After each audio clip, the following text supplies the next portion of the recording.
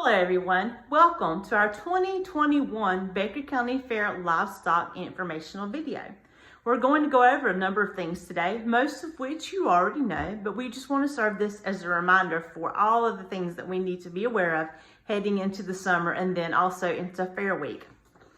Tag-in will be held on Saturday, June the 5th from 7 a.m. until 9 a.m. at the Baker County Fairgrounds. Please note, I still tag in, as we will not be weighing our swine or steer this year.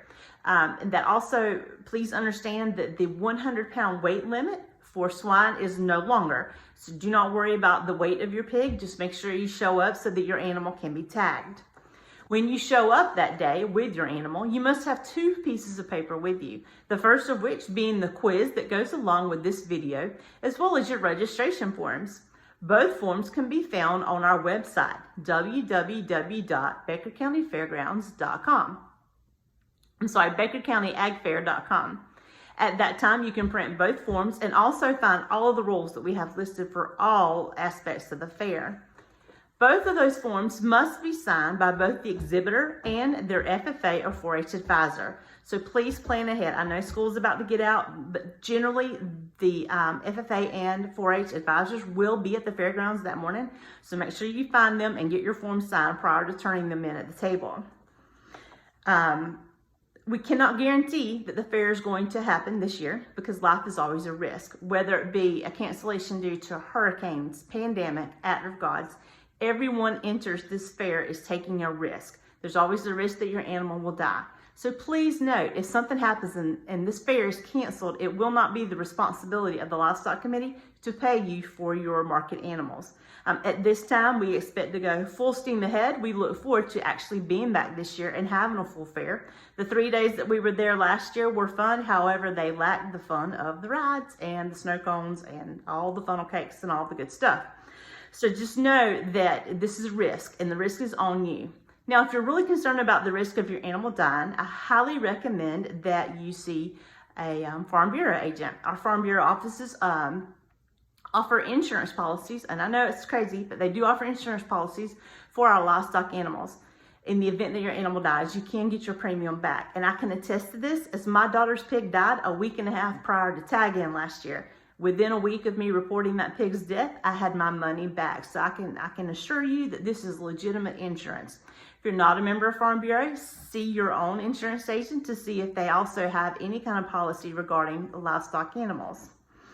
If you have any questions at all about the rules for the weights at the end of September, September the 10th is our fair week when it starts, please look at our website. Print all the rules out that apply to you.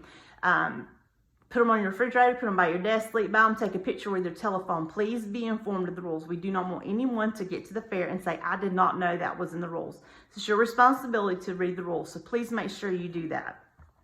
And understanding that Fair Week, we actually have 2 swine shows. We have one on Saturday night, and then the market show is on Wednesday.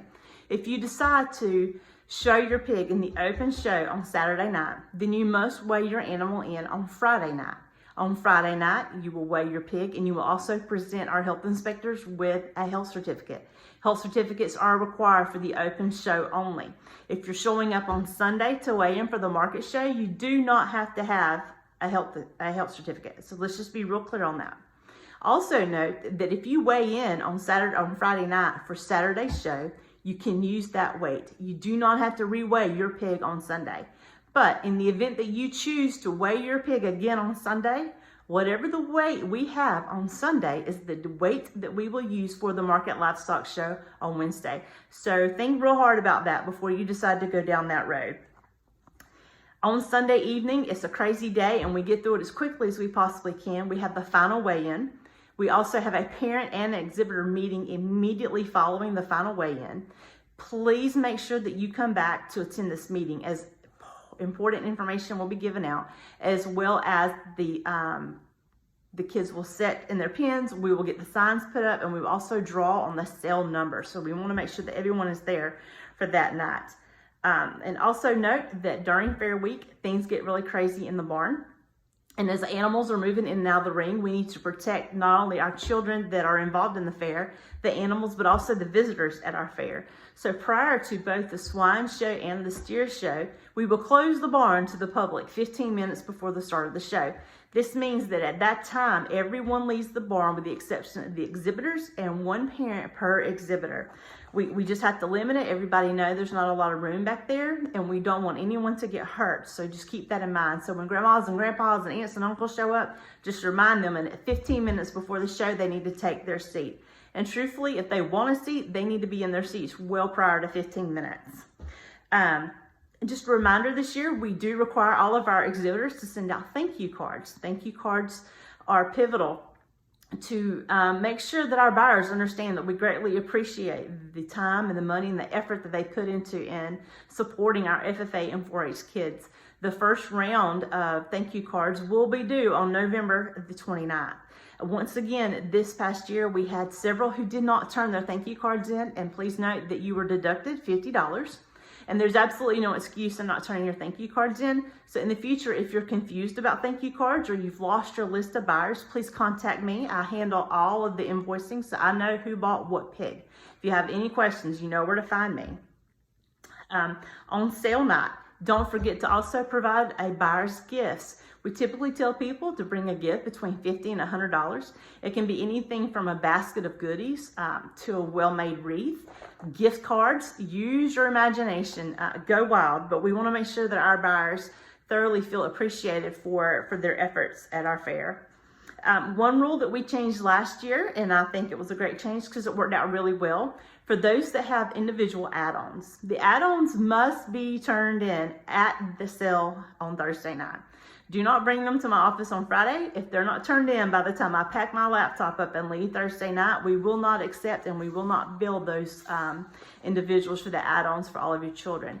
And please also note, when we get ready to write the checks out to the children, if we have not received your child's add-on from whoever it might be, they will not get paid for that add-on. If we receive the add-on after the fact, then we will then cut a check to your child for whatever that amount might be.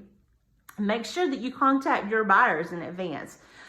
People have very busy schedules. It's football season, so we try to work around that the best we can. So make sure your buyers are aware of the dates and the times and the location of the sale.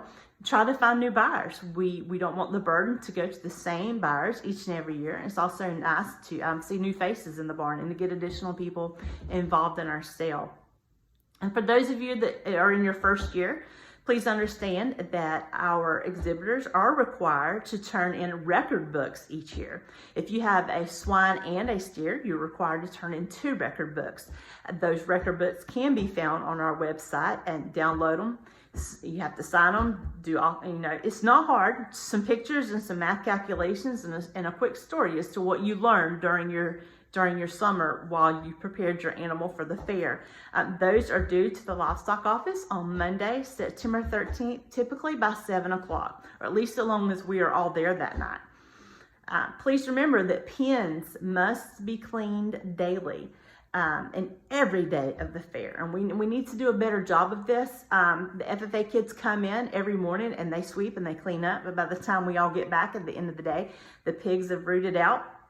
Shavings are everywhere. So make sure you continue to take care of your pig each and every day and keep them watered, well fed and clean. And this also applies to the poultry barn. If you have younger siblings who have turkeys or rabbits or chickens in the poultry barn, please make sure you make an effort to keep that poultry barn clean as well, and to also feed and water those animals throughout the week.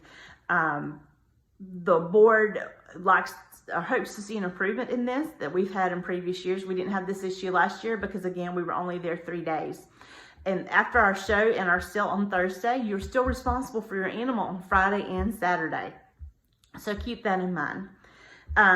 We have a lot of rookies this year, especially in the pig arena. So if you're absolutely just terrified that you have no idea how the week's going to go, I suggest that you go to the fairgrounds on August the 28th, where we will have our annual Swine in the Pines Hog Show.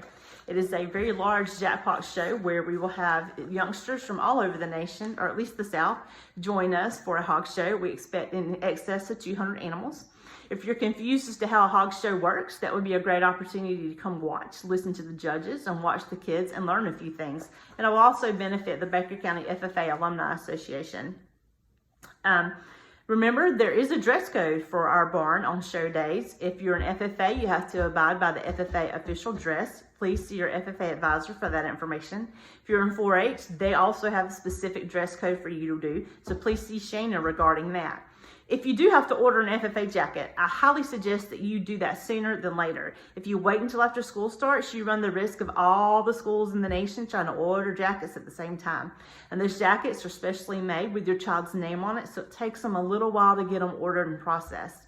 You can order those jackets at ffashop.org. But in order to get on there and order, you do have to have a code. Each school district is given a code. So please see your FFA advisor to get that code and get your jacket ordered. Please remember that when you're in the barn, you're representing not only the 4-H and the FFA, you're representing yourself and your family and your school. We've had instances in the past that we have had some children be disrespectful to adults in the barn, and I know that things get crazy on show night, but at the end of the day, we expect all of our exhibitors to be respectful to not only each other, but to to adults who are trying to help the show go as smoothly as possible.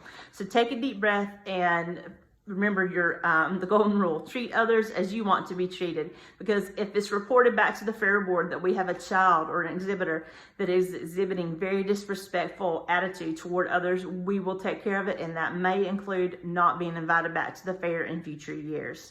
Again, we have a lot of rookies this year. I went to the 4-H meeting last month and I was blown away by the amount of new folks that we have this year. And we also have a lot of kids that were their first year last year, so they have not had a full-fledged year-long fair. So if you have questions, please contact us. Don't go all summer not wondering. Just call us, ask your FFA advisor, your 4-H advisor. If they don't know or you can't contact them because it is summer, call the fair board. All of our information is listed on our website. Again, BakerCountyFair.com will have the video, the registration forms, and all the rules posted. Everything's posted as of right now, except for this quiz, and we expect that to be up within just a few days. And I know I've probably overwhelmed you today, and it's a lot of information. The fair is a lot of hard work. It's exhausting. When we get to the end of the week, we think, oh my goodness, are we going to be able to do this ever again? I can assure you that the work that you put in during Fair Week is well worth it. At the end of the day, these kids have made memories and learned life lessons that most kids never have the opportunity to do, and we're blessed to be able to continue this proud fair tradition here in Baker County. We look forward to seeing all of you on June the 5th at Tag In. Remember, both forms, the video and your registration form. Fair Week starts on September the 10th. So go ahead and get your ideas for your buyers. And if you have any questions, please feel free to call me. You know where to find me. Our secret code this year is "The Fair is Back."